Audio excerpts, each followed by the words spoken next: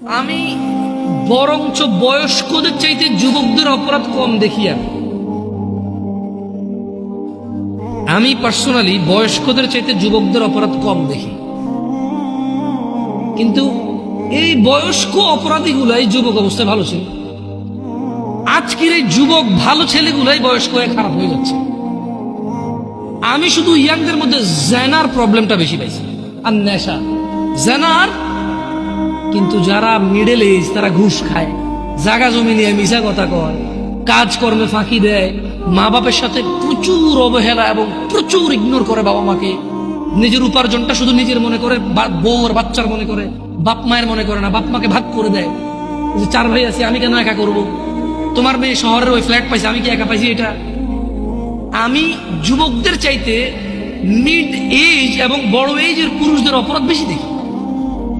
ওয়াল্লাহি আমার যুবক ভাই এবং যুবক বোন, এরা যদি নিজেকে জেনা থেকে সরাই নিয়ে আসতে পারে, সুবহানাল্লাহ সুবহানাল্লাহ, ওরা পৃথিবীর উন্নত চরিত্রের অধিকারী হতে পারে।